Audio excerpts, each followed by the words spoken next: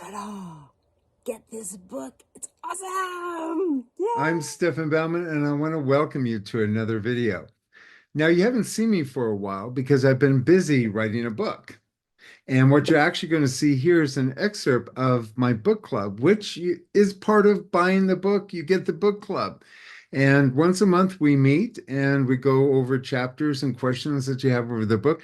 We go over paintings that were done through people who have bought the book, gone on location, and realized what an amazing book it is. But today we're going to be discussing light logic. Now, light logic is just a section of our conversation from the book club, but basically how light works, how it reflects secondary light. A lot of artists miss secondary light. It is probably the thing that makes your paintings not look natural. So it's a very important conversation. So I invite you to sit back and watch this conversation. That's just a small part of a book club conversation where we even discuss rainbows and compositions. But just to give you a peek at light logic, this is an important conversation to have. So enjoy. We're here. This is the book club. If you don't have this book, you could still attend. Somehow or other you got invited. But pretty much everybody that's in this conversation bought the book, got the t-shirt, and is ready to perform miracles with their art and their life and everything else. I want to introduce Mary Boudreau. I am. Good morning, everybody. Welcome to the book club meeting. Yes, I'm Mary Boudreau, co-author of The Ultimate Field Guide to Plein Air Painting. And I'll be chiming in with Stefan today and monitoring your questions. So in the last Zoom meeting, we looked at painting rainbows, and we invited you to paint some and send in your paintings. So if there are any, I don't know, Stefan only knows this, if there's any sent in. There are, we have rainbows galore. Excellent. So we'll take a look at those, and there'll be a critique of other paintings if you sent in other work. Now, today, there are two topics. One is light logic, and this was written up in the July 15th newsletter, but the main topic today is composition. And it's found in the red section, the red corner section in your book, and the Baumann keys, and it's on page 123. The red section includes composition, the horizon line, and a sense of place. Now, all of this, we're going to try and talk quite a bit about all this stuff today in the 1.5 hours that we have. I want to say that when Stefan and I were writing the field guide, and you got to bear in mind, I was a coaching student too, so I learned a lot from him. Having said that, I will now pass you over to Master Stefan to expand on all of this. Yes. Well, thank you, Mary. We talk about nocturne paintings. And when we're doing nocturne paintings, we are painting night scenes, usually with street lamps. Usually the effect is light. In fact, I've got kind of a good example of this by one of my students this week. So he lives in Las Vegas, and he had a picture like this. When we light something, you have a key light, which basically is the light source that comes into the painting.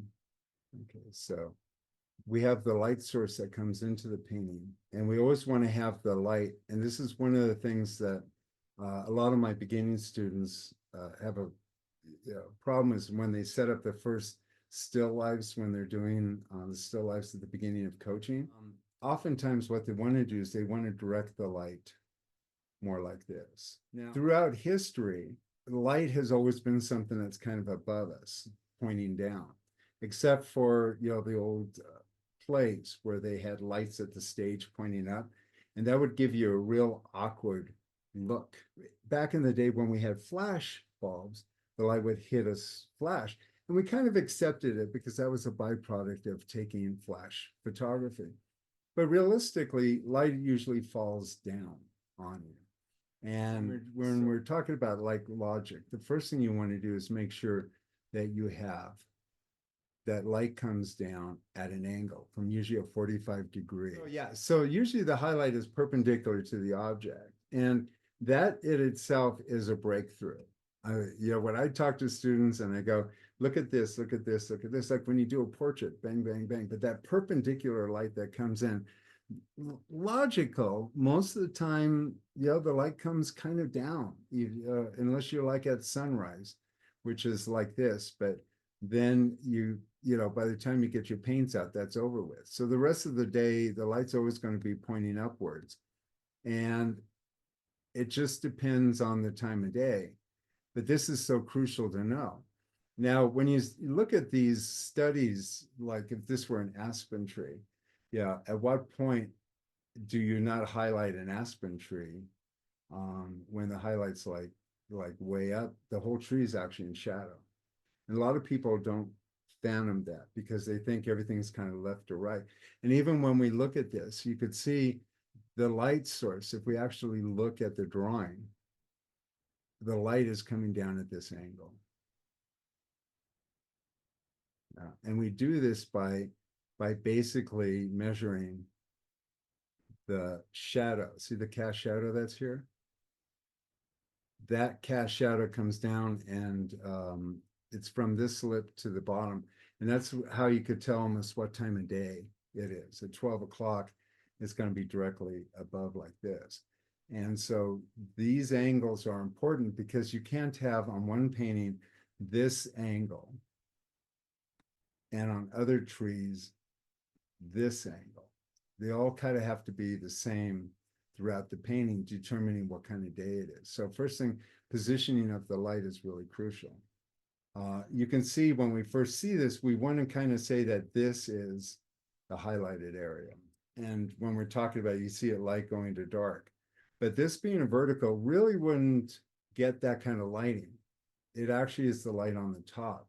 The secondary light, which is where we're going to be heading to right now, is that when the light comes into the painting, the light hits the main object, it causes a cast shadow. And if we look at a cylinder, we have the highlight brighter on the left and then it gets darker. And you could see where the darker part of the cylinder gets darkest, not at the edge, but more within the object itself. And as we go out to the right, you can see it gets lighter. Now, most artists forget about that. Most artists forget that there's two sources of light.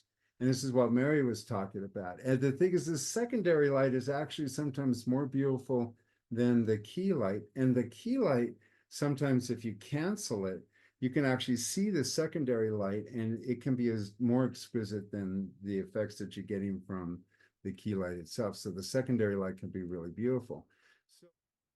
So we have the key light that comes in, and that's always based on, because without light, we can't see anything.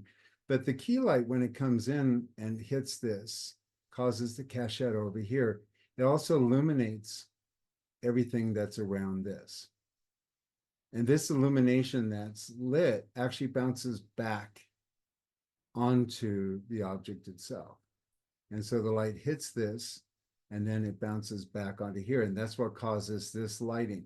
And depending on the color of this object, let's say if this were a blue tablecloth, we'd actually get a reflection of a blue because the light's bouncing that blue back onto the cylinder, onto the tree. Oftentimes, if you're doing aspen trees, you have the aspen come down and you have the key light. But what a lot of people don't see is that when the floor of the meadow is illuminated, it bounces back onto those white aspen trees, the color of the meadow. And a lot of artists miss that. And you wonder sometimes when you look at a birch tree, it kind of feels out of place. A lot of times when you're doing a building, for instance, the light comes and hits the ground in front of the building. Let's say it's really bright green grass for an over, that green grass would bounce back into the building. And it's really bright. And like Mary was saying, is that the colors that are outside that the light is bouncing off and coming in for the secondary light is gorgeous. Not to mention that if this were a landscape and or birch trees, since that's the theme this morning, This here would actually be a secondary light that comes from the sky. And that would be like again, a cool color because it's a light source and it comes down and hits this side of the birch tree. And you can have beautiful reflective colors of blue on this side. Not as strong as the key light, not as strong as that yellowy light that's really bright. So many artists forget this. So many artists don't put in a secondary light. I can't tell you how many rocks I've seen in pictures that have key light on them, but not secondary light. And all rocks are illuminated with one light and a secondary light. And yeah, you do have dark areas, but those dark areas of the rocks usually sit underneath the rock where neither a key light or a secondary light are there. Are there any questions about that? So we have the key light that comes in, and look at it, comes in really strong here, and that the key light would be more of a yellowy light or a blue light, and that actually hits this part of the aspen tree. Remember, this key light is actually also illuminating all of these things out here. But this is that. So what happens here, so you could see that the colors that are out here are bouncing back onto this cylinder. The darkest part of the cylinder is like in here, the key light is actually illuminating that part of the thing. As we get further up, see this kind of color that sits out here? It's actually being reflected in the tree. So we actually are having sky colors come down, and as we come further down, you'll notice that these secondary lights are very reflective of what's going on. And this color, like here, I want you to kind of look at it closely. It's like blue. It's this whole tree is blue because of the angle of the light and the positioning of the sun. There's no highlight on here except for like right here, but for the most part, the light that's on that particular aspen is actually a cool light that's coming from the sky.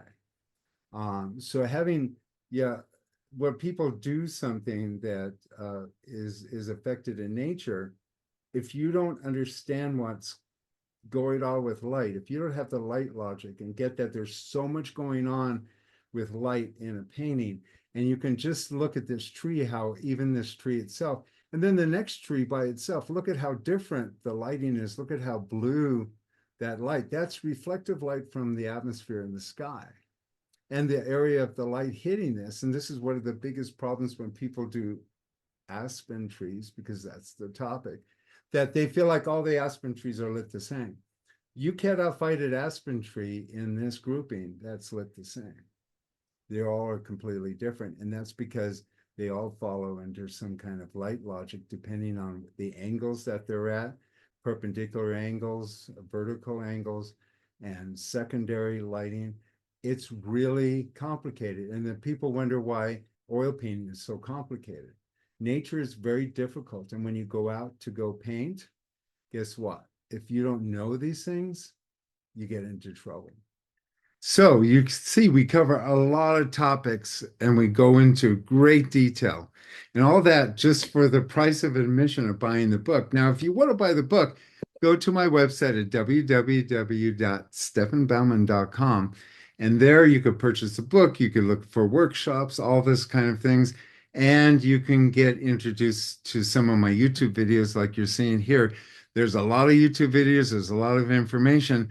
And there's the secret to painting that truly is a secret. If you look for it, you'll find it.